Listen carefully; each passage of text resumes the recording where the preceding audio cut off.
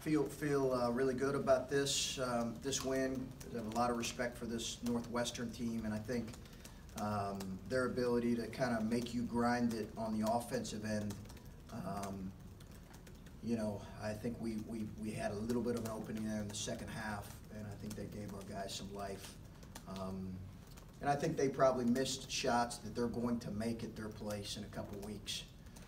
So we're going to have to be certainly even more on point here when we play them in a week and a half or so. But pleased with our guys' approach, really from start to finish. And we'll get back in the gym tomorrow. When they make you grind the way that you just said they did, but you had, I forget how many assists and how many field goals, but you seem 18 and 8. Okay, yeah, you seem to really distribute the ball maybe a little bit better than you have recently. Is that something that you can hopefully build on? Is that an example of what this offense should look more like? Yeah, well, listen, I think the whole turnover thing that we've discussed ad nauseum for obvious reasons. Some teams defend differently. Some teams really create turnovers with their defense. They don't as much. They do other things to affect you in terms of their positioning.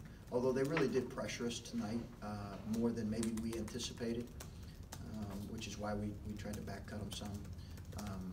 But I thought our guys were just a little more conscientious. And listen, I've talked about it. They would tell you that's the number one thing I've talked about really since the first 2 weeks of the season. So as you can tell, it's obviously falling on deaf ears. But I'm pleased with how their tonight, what their approach was, and their mindset in that area. I don't know, just looking at some numbers of theirs, it didn't seem like they brought that hard double in the post often this year. I don't know how off guard you are by that, but We expected it. Did you feel like Caleb's passing and your guys cutting sort of took them out of that, and then it seemed like maybe it was Caleb's best passing game? Yes. I thought Caleb was really good the whole night on both ends. I really did. I thought Caleb was assertive. We have worked with him, again, from the beginning of the year about passing out of double teams because it's a hard thing for a guy to get when you're having another 6'9", 6'10" long guy coming at you. It can be really difficult. So his decision-making needs to be a little bit quicker. It was tonight. I thought our guys did a better job cutting tonight, and then it did, I think, take them a little bit out of that. We knew they were going to do that. I'm sure they knew we were going to post trap. There's not many secrets this time of year. And I asked you this yesterday, and maybe it was just sort of flow of the game, but it did not seem like there was a ton of you guys pushing the ball. It seemed like a lot of what you got was mostly half-court stuff. I thought we got some post-ups in transition. I was going to ask if you said you don't want to pull that back. I was just wondering if you did do that at all. I'm not gonna tell our guys on a 2-on-1 or a 3-on-2 to back it out. I will never do that. We got to find a way to finish plays better. And when you have an advantage, we've got to convert better. I understand we don't have the best right now. We're not finishing great at the rim, but I still want us to play with pace, Bill. And but I do think we can utilize maybe some early post-ups better than what we have, and we're actually getting there. We got there tonight with some early post-ups. It was important. Regarding the assist-to-turnover ratio, it was 12-1 in the second half. Was there any drastic changes made at halftime? What prompted the ball movement in the second half in particular? We ran a few different things in the second half than the first half, but that really that's the players. They deserve the credit for that. I just thought they made better decisions, with the exception of the one pick six. I thought they made just really good decisions with the ball. I just think they, a couple times when they could have forced it and they didn't force it. We did try to run a few different things that might create a little bit more movement, but I just think our players made really good decisions. And you also started Justin in the second half. What prompted that? And he played very well. What prompted that move? I had been thinking about potentially even starting him this game, and I just felt like he was really engaged, honestly, in the bench in the first half. I just felt like he was really engaged. And when you're a coach and you see a guy who hasn't played a whole lot and he's engaged in the game, what he's telling you is, hey, I'm fully invested in what we're doing right now. And when it's February, you want dudes that are fully invested in what you're doing. You want guys that are fully invested in the growth of the team. And that's what you're looking for. And if you're not fully invested, then I'm probably not going to give you a nod there. And he is, and that's why he got the nod, and he responded well. Chris, when you go through a first half like tonight, what wins out for a coach? The pride in that defensive effort, or concern that you're not scoring the ball as well as you might like on the other? We'll give their defense credit. We're by no means an offensive juggernaut, but I think give their defense some credit. I liked the quality of our shot. Again, that's coming back, the quality of our shot. I know, as coaches and probably media members as well, right? We like to kind of pull out the negative things. Coaches do that too. A guy once told me when I got into coaching, they don't write about the planes that land. Those are wise words, right? Depressing words, but wise words. And I think somebody in here might have had us losing to Penn State.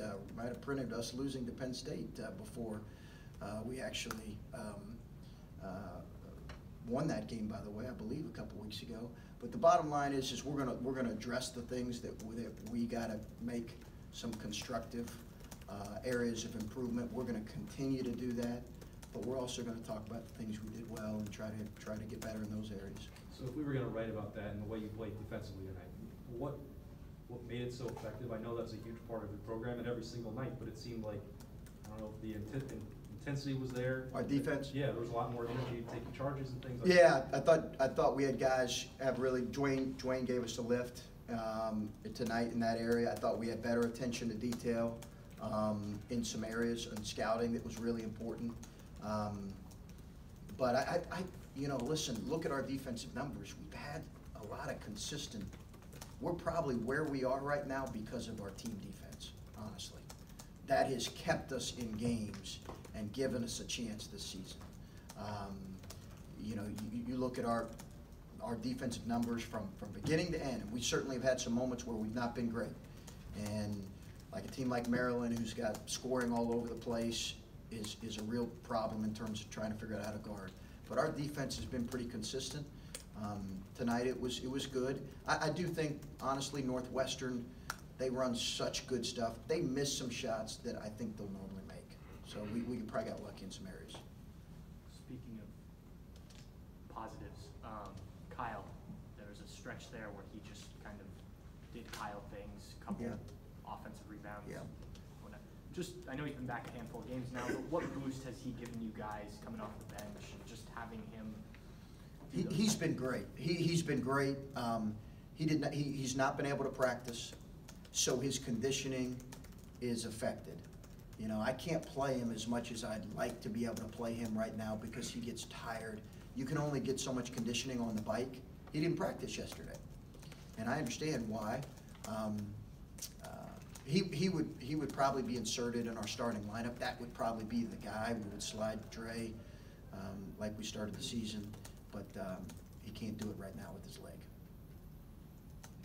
Do you think, with what you just said about when guys are invested on the bench, it might lead to playing time? Do you think you're going to have a bunch of guys invested on the bench next game out? Well, I'm not. It's not an indictment on anybody else. I didn't intend it like that. Hear me say that. I just think that I just noticed him in the first half, and I noticed him in practice yesterday, and that was really just a specific example of me noticing Justin and saying, hey, let's see if he's ready to go. And it was a double take when I told him he was going in. He kind of looked at me like, I think he said now, and I said, yeah, to start the half. So it was good to see him respond and give us a little bit of life. And I'm trying to phrase this the right way because you guys have a million things right in front of you this season, obviously. Mm-hmm. But obviously you have a young team also. Yeah. And there's a big picture here also. Mm-hmm. what are you looking for, sort of what you said about Justin, with all these guys, about, you know what, we had some bumps here, but Yeah. you're gonna be at Ohio State for a long time. Yeah. This season's really important, but so are the seasons ahead. What are you sort of looking for in guys being invested, because there's something after this? You Yeah. wanna win every game you play the rest of this year. But then there's something next year, and maybe all the little things you do now during a rough patch here or there, well, that's gonna pay off some point. Yeah. What are you looking for from guys, especially the guys, so many of them are gonna be back for the next year or two or three? Got guys that understand that and do have a perspective that's important. Now, I think as a coach, like you're saying, you have to give that to them. You know, like last week when I met with most of our guys individually, I had those conversations about, hey, right now it feels like you're screwing up in every drill and every practice. And if you allow that to defeat you and prevent you from having a good practice, then you're not understanding what it takes to be a good player when you're a sophomore or a junior. I'm coaching you, we're coaching you because we really believe in what you can be right now. And you are screwing up a lot. That's fine. We all screw up. So it's a lot of those conversations. I've not collectively talked with our group about anything beyond this group, this team right now. But those conversations have come up individually. CJ, coming off the ankle injury, kind of dealing with that, and then obviously the shoulder. How is he coming out of that, and what did you see from him tonight dealing with a couple of things physically? Well, I thought he gave us good life. He's got to play smarter with his fouls. Mm-hmm. You know, he's got to play smarter with his fouls. You know, I think he competes, and that kid competes. I love that about him. But he's got to play smarter with his fouls. As far as playing smarter, there were a couple of times Keyshawn, like he turned the ball over and he was the first guy on the floor to get after it. From just like a hustle standpoint, I know maybe his production hasn't been where it was expected at times, but where is he from just being dialed in and being? Yeah, I've been pleased with Keyshawn. Like anybody, he's had some ups and downs, but I've been really pleased with Keyshawn for the bulk of the season. He's in a great league at a high level league. This is the best league in the country, top to bottom. But I thought he really led tonight. He brought a little bit of an edge to us tonight that I appreciated. You were talking about defense. You brought up Dwayne, and then defense is exactly what you wanted to work on earlier this season. Yeah. Well, all throughout the season, yeah. That's it. Where is he in his development, especially on that side of the ball? I think it comes and goes. You know, he got exposed the other day in the second half, guarding some guys at Michigan State on screening actions. And we told him, hey, listen, this could happen again. You got to be better in this area. Watch film with them. Dwayne was really good for us tonight, really good. And when you think about the games that we've won here of late, like he's come in and given us really quality minutes at Indiana. Home versus Penn State, we do not win versus Penn State without Dwayne making some critical threes. So we just got to keep getting him better. He's got to keep having the right approach. I thought he was really good, and defensively he was really solid.